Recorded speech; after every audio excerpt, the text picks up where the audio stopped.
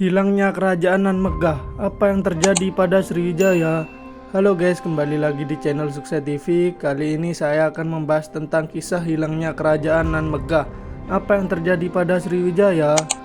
Pada abad ke-7 hingga ke-13 di tanah yang kini kita sebut Indonesia berdiri sebuah kerajaan besar Nan Megah yang dikenal dengan nama Sriwijaya.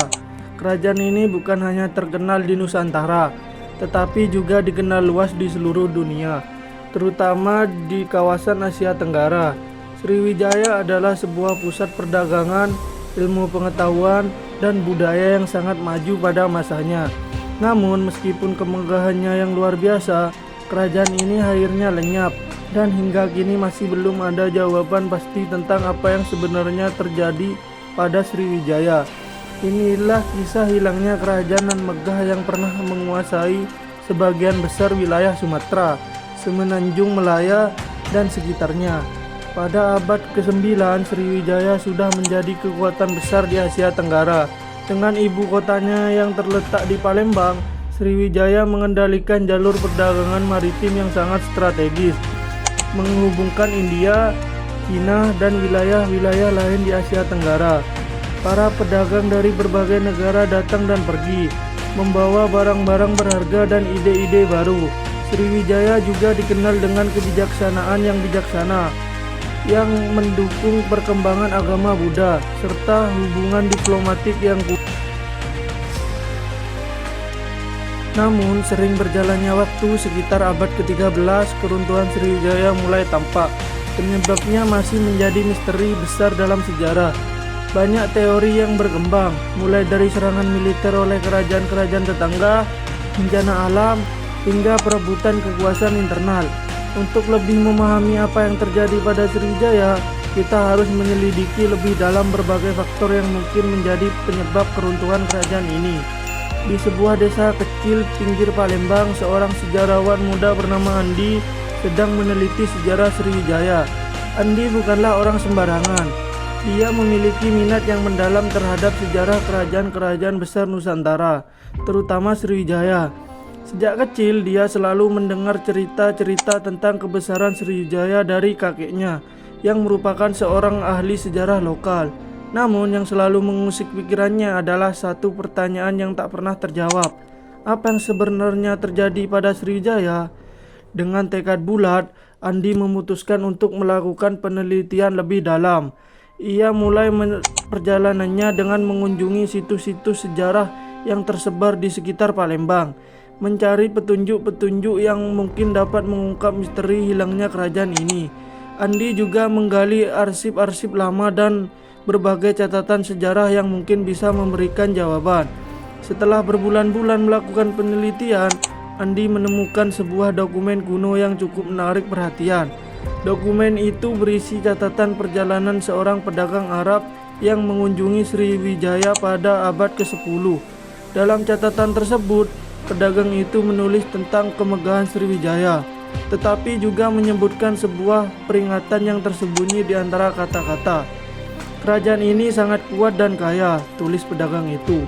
Namun mereka memiliki musuh yang tersembunyi dalam bayang-bayang, yang mungkin akan mengakhiri segala kejayaan mereka. Andi merasa terkejut membaca kata-kata tersebut. Dia segera menyadari bahwa musuh yang dimaksud mungkin bukan hanya berasal dari luar, tetapi bisa juga berasal dari dalam kerajaan itu sendiri. Andi memutuskan untuk melanjutkan pencarian di dalam dan luar Palembang. Perjalanan Andi membawanya ke sebuah gua tua yang terletak di gunung tidak jauh dari kota Palembang. Di dalam gua itu, Andi menemukan banyak prasasti batu yang mencatatkan berbagai peristiwa penting dalam sejarah Sriwijaya. Salah satu prasasti yang paling mencolok adalah prasasti yang mencatatkan peristiwa pertempuran besar yang terjadi pada abad ke-12, yang tampaknya melibatkan kerajaan-kerajaan tetangga seperti Singosari dan Kediri. Andi merasa bahwa pertempuran ini mungkin menjadi salah satu penyebab utama melemahnya Sriwijaya. Dalam prasasti itu disebutkan bahwa Sriwijaya mengalami kerugian besar dalam pertempuran melawan Singosari yang berusaha merebut wilayah Sriwijaya di Jawa dan Sumatera. Kerajaan Singosari yang sedang berada dalam masa kejayaannya tampak mengincar Sriwijaya sebagian besar dari ambisi ekspansinya. Namun meskipun pertempuran itu menyebabkan kerugian besar bagi Sriwijaya, Andi merasa bahwa ada sesuatu yang lebih besar yang terjadi setelah itu. Tidak hanya faktor eksternal, tetapi juga masalah internal yang mungkin menjadi penyebab utama keruntuhan kerajaan ini. Andi kemudian menemukan sebuah catatan sejarah yang lebih dalam mengenai kehidupan internal Sriwijaya, yang menunjukkan adanya perselisihan dan perebutan kekuasaan di kalangan para pemimpin kerajaan. Pada masa-masa terakhir kejayaan Sriwijaya, tampaknya ada perpecahan antara kelompok-kelompok yang berbeda dalam pemerintahan. Beberapa kelompok ini mungkin merasa bahwa kekuasaan mereka terancam oleh rival-rival politik mereka, dan ini memicu ketegangan di dalam kerajaan. Dalam salah satu catatan yang lebih pribadi, seorang anggota keluarga kerajaan menulis tentang ketidakpuasan terhadap penguasa Sriwijaya yang saat itu sedang memerintah. Ada tuduhan bahwa pemimpin Sriwijaya lebih mementingkan keuntungan pribadi daripada kesejahteraan rakyat. Pemimpin-pemimpin ini juga tampaknya kurang bisa menjaga hubungan dengan negara-negara tetangga yang memperburuk posisi Sriwijaya di tengah persaingan politik dan perdagangan yang semakin ketat. Andi merasa bahwa ini adalah salah satu penyebab besar dari keruntuhan Sriwijaya. Ketika sebuah kerajaan besar seperti Sriwijaya terpecah belah dari dalam, sulit bagi mereka untuk mempertahankan kekuatan dan keunggulan yang telah mereka bangun selama berabad-abad. Setelah menemukan berbagai petunjuk yang menunjukkan adanya faktor internal dan eksternal yang mempengaruhi keruntuhan Sriwijaya, Andi memutuskan untuk menyusun penelitiannya. Ia menggabungkan sebuah temuan-temuannya dan menulis sebuah buku yang menjelaskan tentang kebesaran dan kejatuhan Sriwijaya. Dengan fokus pada penyebab utama yang tidak pernah terungkap selama ini, dalam bukunya Andi menjelaskan bahwa Sriwijaya tidak hanya hancur karena serangan dari kerajaan-kerajaan tetangga, tetapi juga karena ketidakmampuan para pemimpin kerajaan untuk menjaga stabilitas internal dan menghadapi perubahan zaman.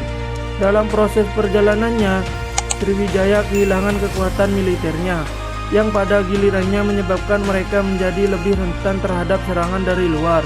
Namun faktor yang paling penting adalah bahwa kerajaan ini tidak berhasil beradaptasi dengan perubahan yang terjadi di dunia luar, baik dalam hal politik, perdagangan, maupun agama. Hilangnya kerajaan nan megah Sriwijaya tetap menjadi salah satu misteri terbesar dalam sejarah dunia. Meskipun banyak teori yang berkembang, Andi percaya bahwa kita mungkin tidak akan pernah tahu secara pasti apa yang sebenarnya terjadi pada kerajaan ini.